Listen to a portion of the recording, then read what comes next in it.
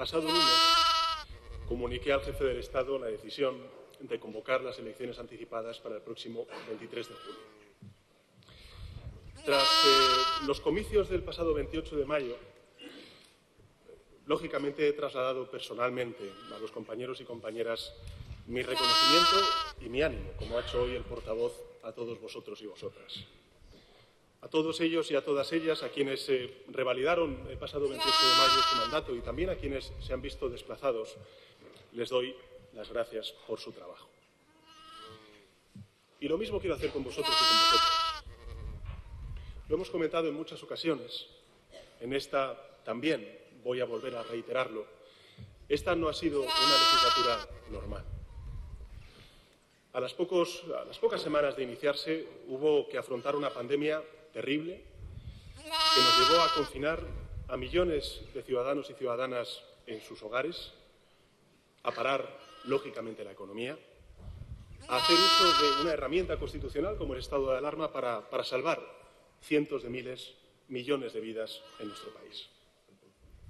Ha sido también una legislatura que está aún haciendo frente a algo insólito, como es una guerra en suelo europeo, que ha provocado el mayor número de desplazados en Europa desde la Segunda Guerra Mundial. Y también, lógicamente, a esas consecuencias humanitarias, las consecuencias económicas, en el suministro energético, en la inflación, en la suficiencia de alimentos, sumando todo ello a otras muchas cosas derivadas de o bien catástrofes naturales como el volcán de la isla de La Palma o también, lógicamente, todo aquello referido a la emergencia climática. En fin, en este escenario tan complejo, tan extraordinario, tan inédito que ha vivido España y también el mundo durante estos últimos 4 años, habéis sacado adelante 213 leyes, que van a ser 214 cuando convalidemos en unos días el Real Decreto Ley con medidas para hacer frente a la sequía que sufre el sector primario en nuestro país. 3 presupuestos generales del Estado, en tiempo y forma, y con ello, ¿qué es lo que hemos hecho? Bueno, hemos dado estabilidad y certidumbre en un contexto político y geopolítico extraordinariamente difícil, protegiendo a la mayoría social y avanzando en una hoja de transformaciones tan ambiciosa como necesaria para que España progresara. Algo que, recordémoslo, no sucedía en España desde hacía mucho tiempo. Por todo eso, mis primeras palabras tienen que ser de agradecimiento. Gracias, compañeros y compañeras, por el trabajo bien hecho.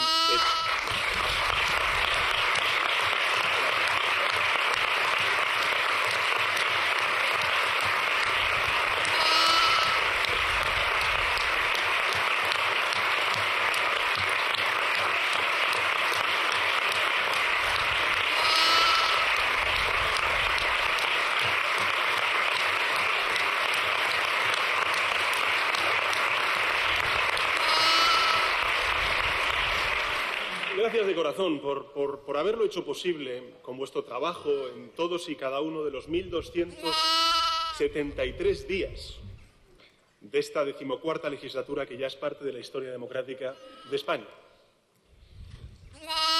Mirad, cuando comparecí el pasado lunes expliqué que había tomado la decisión de anticipar las elecciones a la vista de los resultados del 28 de mayo. Y es cierto que las votaciones tienen un alcance municipal y autonómico, pero también lo es que el sentido del voto trasladaba un mensaje que iba mucho más allá del espacio local y regional.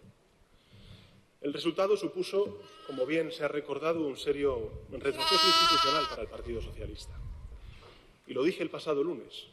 La primera consecuencia será que magníficos presidentes y presidentas autonómicos, formidables alcaldes y alcaldesas socialistas con una gestión impecable, intachable, se van a ver desplazados. Y se verán desplazados a pesar de que muchos de ellos y ellas han visto incrementado su apoyo electoral. Humildemente tengo que decir que yo no podía desentenderme de su suerte, que no podía seguir como si tal cosa, que no podía continuar como si no hubiera ocurrido nada.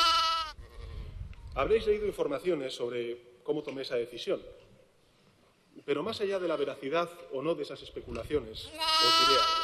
Falta lo más importante, y es que tomé la decisión con mi conciencia.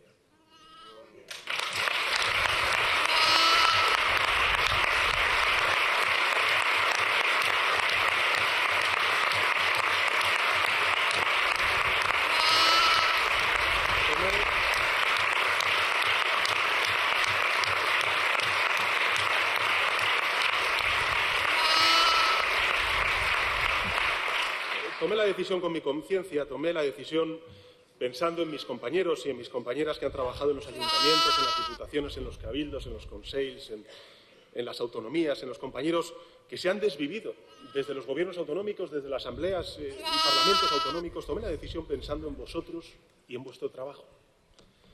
Porque ningún líder que merezca serlo puede mirar para otro lado cuando los suyos sufren un castigo tan inmerecido y tan injusto como el que se ha sufrido el pasado 28.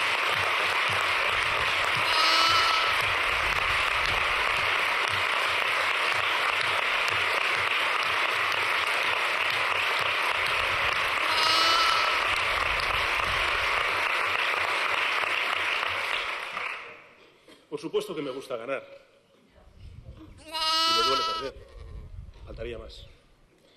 Pero tengo que confesaros que cuando más me duele perder es cuando las consecuencias inmediatas recaen sobre personas a las que quiero y a las que admiro. Así que por todos ellos y por todas ellas tenía que dar un paso al frente, lo supe la misma noche. No me costó mucho entenderlo.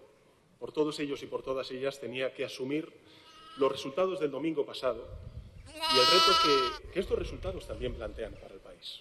Sin esconderme, sin desentenderme, nunca lo he hecho, tampoco lo iba a hacer ahora. Y esta fue la primera consecuencia, el desplazamiento de las responsabilidades institucionales de gobierno de tantos y tantos compañeros y compañeras. La segunda consecuencia será que todas esas instituciones que hasta ayer eran dirigidas por socialistas van a ser administradas por nuevas mayorías conformadas por el Partido Popular y por Vox. Es decir, que donde ayer había un socialista, mañana habrá alguien del Partido Popular o de Vox con un programa del que lo único que conocemos es que pretenden, como dicen ellos, derogar el sanchismo. No son muy explícitos a la hora de explicar lo que significa derogar el sanchismo, pero creo que todos podemos entender que derogar para el Partido Popular y para Vox significa destruir todo lo construido, desmantelar todo lo conquistado, acabar con los avances sociales logrados en estos últimos 5 años, derogar, en definitiva, todo lo aprobado. Por ejemplo, tal vez, cuando hablan de derogar el sanchismo, quieran decirnos que habrá que derogar el aumento del salario mínimo y volver a los 735 euros al mes de Mariano Rajoy. Tal vez quieran derogar la reforma laboral e imponer la precariedad de nuevo en los contratos. O puede que quieran suprimir el ingreso mínimo vital, al cual han descalificado diciendo que era una paguita. O la ley de muerte digna. O la vivienda, para volver a la ley del suelo. O suprimir los impuestos a las grandes energéticas o a las grandes entidades financieras y volver a sus, subrayo, sus amnistías fiscales. ¿Acaso pretendan acabar con las becas para los más necesitados e instaurar unas novedosas becas para los ricos que ya han ensayado en alguna comunidad autónoma que dirigen? ¿Acaso quieran imponer de nuevo la segregación en nuestros centros educativos? ¿Acaso a lo que aspiren es a recortar y no a reforzar nuestro sistema sanitario y retomar con mayor intensidad, dados los resultados del pasado 28 de mayo, su privatización? ¿Acaso quieran acabar con la ley de cambio climático, frenar las inversiones en las energías renovables, la reindustrialización en muchos territorios que conlleva esa expansión de las energías renovables y pasar a engrosar la lista de países con gobiernos negacionistas? ¿Acaso lo que pretenden es demoler, como ya hicieron, el Pacto de Toledo y que las pensiones se congelen de nuevo y olvidarse de que suban conforme al IPC? No podemos afirmarlo nosotros porque ellos no lo dicen. No conocemos su programa. Podemos, eso sí, intuirlo. Primero, porque sabemos a qué intereses sirven. Segundo, porque recordamos lo que hicieron en momentos muy difíciles como la crisis financiera cuando gobernaron. Y tercero, porque podemos también deducir el complemento que aportará Vox en esa coalición de la extrema derecha y la derecha extrema en materia de derechos de mujeres, en derechos humanos, en libertades, en democracia, en convivencia, en compromiso europeo de España. Dicho de otro modo, en unas elecciones de ámbito local y autonómico, pero lógicamente de repercusión nacional, venciendo el domingo la conjunción formada por la derecha extrema y la extrema derecha. Y eso hace necesario clarificar la situación, porque los retos que España afronta son enormes y España debe decidir qué dirección toma. Hay que clarificar si los españoles y españolas quieren seguir políticas de ampliación de derechos o quieren derogar esos derechos tal y como clama la coalición de la derecha extrema y la extrema derecha. Hay que saber si los españoles y españolas quieren que al frente del Gobierno esté una fuerza socialdemócrata comprometida con Europa o un tándem de derechas extremas que copian a la limón, como hemos visto este pasado 28 de mayo, los métodos y las proclamas que hemos visto en Washington, en Budapest o en Brasilia. Para un demócrata solo hay un método infalible para aclarar estas dudas, y ese método es la democracia. Por tanto, creo que lo mejor es que los españoles y españolas tomen la palabra y que se pronuncien sin demora para definir el rumbo político que debe tomar España. Y por tanto, compañeros y compañeras, lo hago con convicción y por convicción democrática. Lo hago porque para los próximos 4 años necesito contar con un respaldo fuerte y rotundo, porque los retos que tiene España ante sí son formidables, porque España se juega mucho. Y a todo ello, además, hay que unir la evolución incierta de una guerra que determinará el futuro de Europa para los próximos 20 años. Por eso necesito contar con el mayor respaldo social para continuar con la senda de avances sociales y transformaciones que España necesita y que hagan de España una mejor España. Y lo hago porque no estoy dispuesto a que la extrema derecha y la derecha extrema conviertan también la presidencia europea en un barrizal que arrastre una vez más la imagen de España ante Europa y dañe los intereses de nuestro país. Os lo pueden confirmar nuestros eurodiputados y eurodiputadas. Lo han hecho sin parar en Bruselas, con los fondos europeos o con la solución ibérica, y lo hubiesen vuelto a hacer de nuevo en estos próximos 6 meses. Por tanto, estas son las razones, y por eso he convocado las elecciones para el próximo 23 de julio. Y ahora lo que toca es aclarar las cosas y saber qué es lo que queremos como sociedad. ¿A qué se parece más España? Hay que aclarar si los españoles y españolas, cuando viajan fuera, quieren presumir de estar entre los primeros países en legalizar el matrimonio igualitario o quieren salir a alardear de homofobia.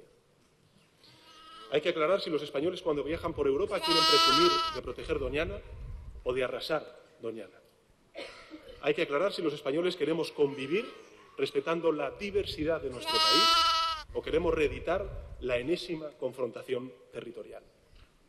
Hay que aclarar si los españoles se solidarizan con los jóvenes sin recursos que quieren estudiar, con los enfermos que necesitan atención, o se solidarizan con un empresario que se lleva su empresa a otro país para no pagar los impuestos que le tocan.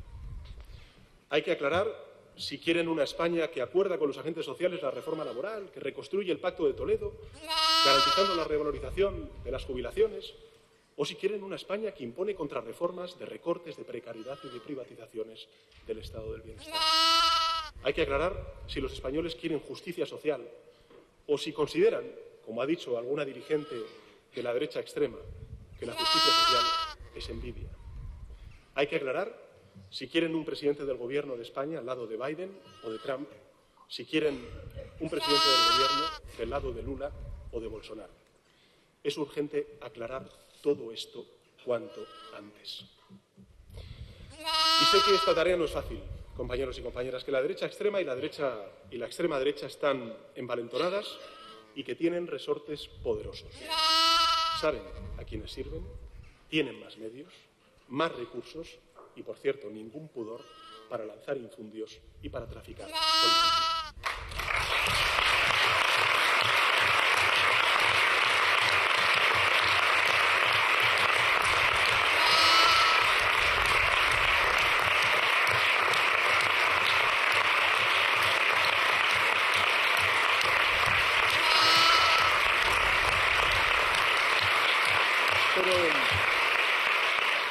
Pero precisamente por eso tenemos que dar la batalla. Debemos dar la batalla.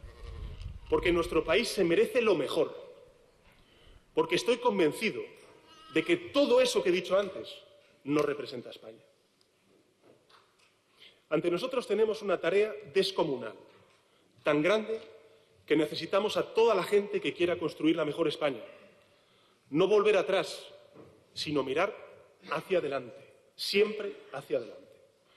Y a toda esa gente quiero decirles que sé perfectamente que a todos nos coge cansados y cansadas. Lo sé de sobra. Y también pensé en ello el pasado domingo cuando tomé esta decisión. Sé que se acercan las vacaciones, las primeras vacaciones completamente normales que tendremos tras el fin de la pandemia de la COVID-19. Sé que necesita la sociedad española descansar y desconectar. Yo lo entiendo, me hago cargo. Pero lo que se decida el próximo 23 de julio va a ser decisivo para España, porque el resultado va a tener efectos sobre las vidas de la mayoría social de nuestro país durante la próxima década. Y, por tanto, no se decide el pasado.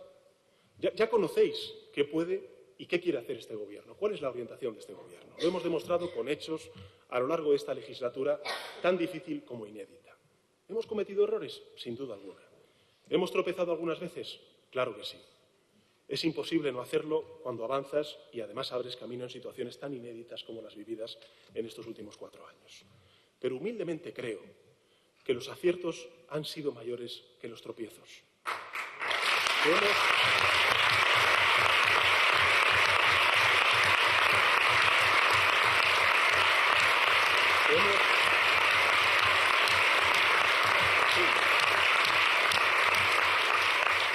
Hemos conseguido grandes cosas, formidables avances en beneficio de la mayoría social, cosas que parecían lejanas o incluso imposibles y a las que hemos hecho frente y hemos avanzado y hemos materializado en estos últimos 4 años. No voy a repetirlas de nuevo porque ya las conocemos, las conocéis.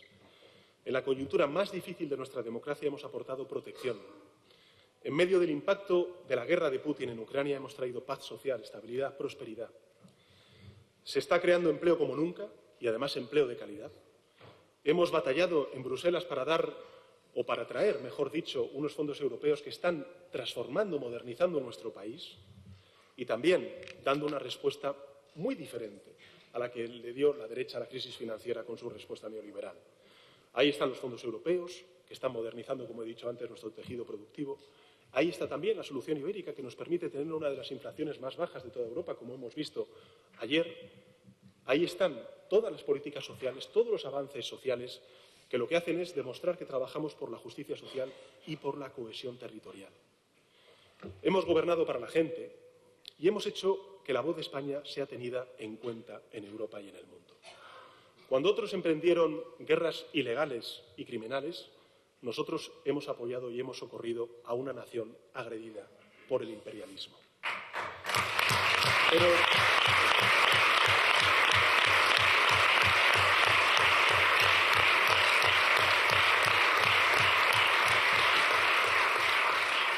Pero el 23 de julio no solo se evalúa lo que unos u otros hemos hecho durante estos últimos 4 años.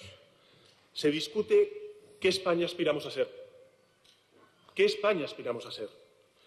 ¿Qué dirección tomamos como sociedad? ¿A dónde queremos ir? ¿Si avanzamos o retrocedemos? Nosotros tenemos un proyecto claro para hacer a España uno de los países más avanzados y más prósperos de Europa. Un proyecto en positivo, que se define por lo que queremos proponer, por lo que queremos hacer y no por lo que se plantea derogar. Un proyecto que cree en España, en los españoles. Un proyecto de progreso para conseguir la mejor de las Españas. ¿Y la alternativa ante todo eso qué es? Bueno, pues la alternativa es el Partido Popular y Vox. El tándem formado por la extrema derecha y la derecha extrema, dos fuerzas políticas, por cierto, ya del todo semejantes en la forma y en el fondo. Porque tras lo sucedido durante estos últimos 4 años, tras lo acontecido en estas elecciones y lo que van a hacer desde los gobiernos locales y autonómicos, cuando tengan oportunidad, ha quedado claro que no hay distinción alguna entre el Partido Popular y Vox. Ni en las formas de afrontar el debate público, ni en las formas de desarrollar una campaña electoral, ni, por supuesto, en la agenda de contrarreformas que llevan cada uno de ellos en sus programas electorales. Y esto, por cierto, no lo digo yo, lo dicen ellos, en sus actos y con sus actos. Actos que se han repetido a lo largo de estos últimos años bajo la luz y los taquígrafos. Actos que están grabados y que se pueden ver, por cierto, en Internet. Hay una expresión que utilizaba el presidente Zapatero y que seguro que recordaréis, decía él, que el Partido Socialista es el partido que más se parece a España. Y como tantas otras expresiones, la ha copiado Feijóo y se la ha atribuido. Nada que objetar. Ojalá copiara los hechos también del presidente Zapatero, y no solamente las palabras. Pero dejadme que os pregunte algo. Ortega Smith, despreciando a una mujer en silla de ruedas que había sido víctima de violencia de género, ¿se parece a España? Díaz Ayuso llamando gran estafa al cambio climático y diciendo que todo se arregla poniendo macetas en los balcones, ¿se parece a España? Feijóo premiando a los estudiantes con mejores expedientes universitarios en Galicia con una maleta para que se marchasen a trabajar fuera de su tierra, ¿se parece a España? ¿Se parece a España Gallardo diciendo que el CO2 no atenta contra la salud? ¿Se parece a España Abascal exigiendo que se elimine el derecho de las mujeres a abortar? Yo creo que España es mucho mejor que todo eso.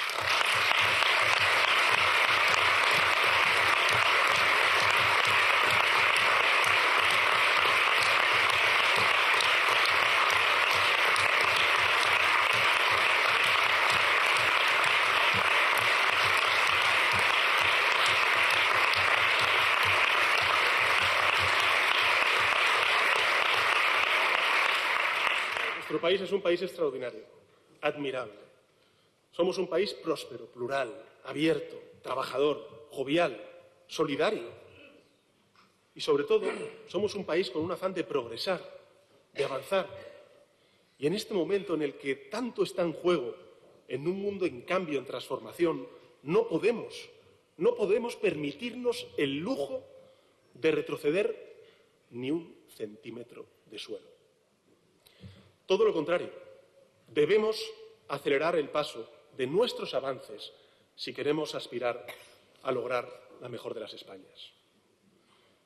Yo estoy convencido de que los españoles no se conforman, de que quieren progreso, de que quieren avanzar, de que quieren que su país compita con los mejores, no solamente en fútbol, en tenis o en gastronomía, que ya lo hacemos. Quieren competir en dignidad, en derechos, en empresas, en ciencia, en sostenibilidad, en educación, en sanidad. Muchos se preguntan, ¿qué va a salir de las elecciones generales del próximo 23 de julio? Y yo lo digo, lo que decidan los españoles y las españolas. Y la tormenta, ya lo hemos visto el pasado 28 de mayo, va a ser tremenda. El aperitivo de suciedad, de insultos, de mentiras, que vamos a tener que superar el próximo 23 de julio, pues hemos tenido un primer registro el pasado 28 de mayo. Van a tratar de crispar hasta límites insospechados para que no se escuchen los argumentos, con el único empeño de que bajemos los brazos y que desmovilicemos a la mayoría. Desde la posición de dominio que tienen en las grandes empresas, en los grandes medios de comunicación, se va a desatar una campaña, ya lo han hecho, aún más feroz, de insultos y de descalificaciones. Veremos en programas de máxima audiencia a agentes que solo se representan a ellos mismos pontificar e insultar sin derecho a la contestación ni a la réplica.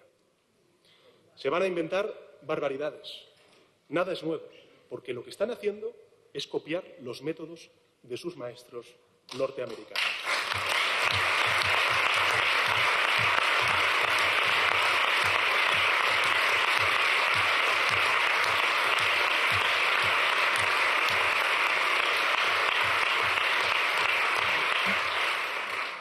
Ayer estuve con Hillary Clinton.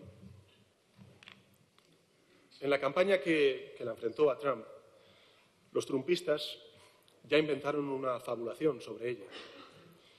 que no sé si recordáis, se llamaba el Pizzagate, y que sostenía que Hillary Clinton estaba al frente de una red de tráfico de personas y de abuso sexual infantil que tenía su sede central en una pizzería de Washington. No es broma, esto es muy serio. Hablarán de pucherazo, lo harán unos y otros de que hay que detenerme como responsable de ese pucherazo. Ya lo han hecho y lo van a volver a hacer. Tampoco es nuevo. Sus maestros norteamericanos lanzaron a una turba enloquecida al asalto del Capitolio para denunciar un falso pucherazo en las elecciones que perdió Trump contra Biden. Y por eso os pido que nos mantengamos tranquilos, determinados, y que respondamos a esa catarata de insultos y de mentiras con argumentos y a las falsedades con datos. ¿Qué sucederá entonces? Bueno, las elecciones del domingo pasado no son un punto de llegada, compañeros y compañeras, son el punto de partida. Hay analistas sesudos que hablan del cambio de ciclo como si se tratara de un fenómeno natural, como si el futuro estuviera ya escrito. Y no es así. Es cierto que hay fuerzas muy poderosas que ya están empujando en esa dirección, como está ocurriendo, por cierto, en otras muchas partes de Europa y del mundo. Pero España no es inmune, lógicamente, a esa corriente reaccionaria. Pero os digo una cosa, en España podemos pararla, por nuestros hijos y por nuestras hijas, por nuestros mayores, que tienen muy presente lo que ese pasado representa.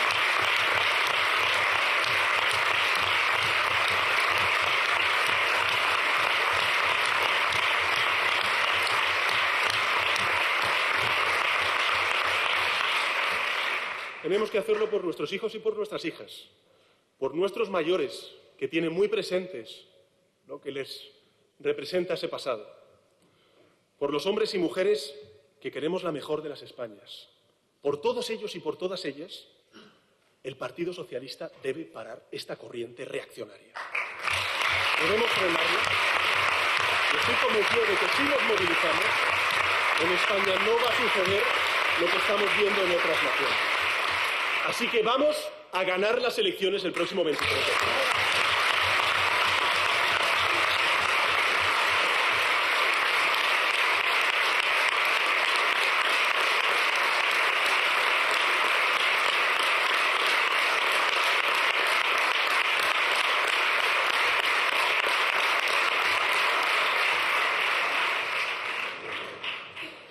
Porque, por muy poderosos que sean los poderes que hay detrás, a la hora de la verdad, en una urna, vale lo mismo el voto de un conductor de autobús que el del propietario de un canal de televisión. Cuenta lo mismo el voto de una cajera en un supermercado que el del presidente de un banco. El voto nos iguala a todos. Así que todo depende de lo que vote la gente. Acabo. Antes Pachi ha hecho una referencia que me ha leído el pensamiento, pero me ha conmovido que lo adelantara. Mirad, nuestro partido no lo fundaron 7 exministros de una dictadura con la financiación de unos cuantos banqueros.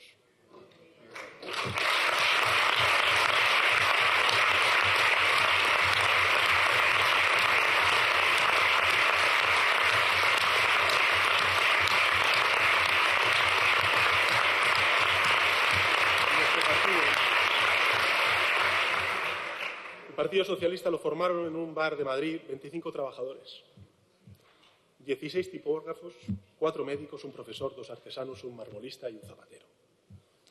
Esa es la gente a quienes representamos. Esa es la gente a quienes defendemos y esa es la gente de quien dependemos para ganar al Partido Popular y a Vox.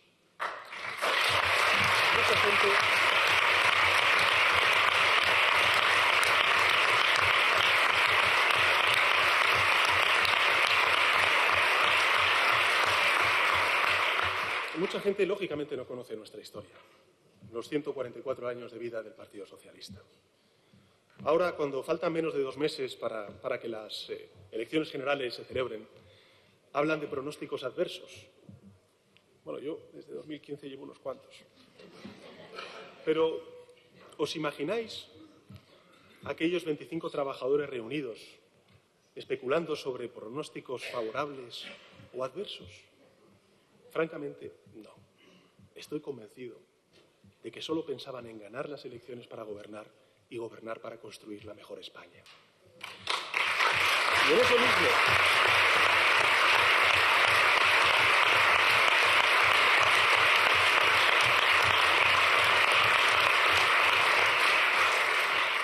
Y en eso mismo, pensamos nosotros y nosotras, en ganar el próximo 23 de julio para gobernar y para construir la mejor España. Gracias.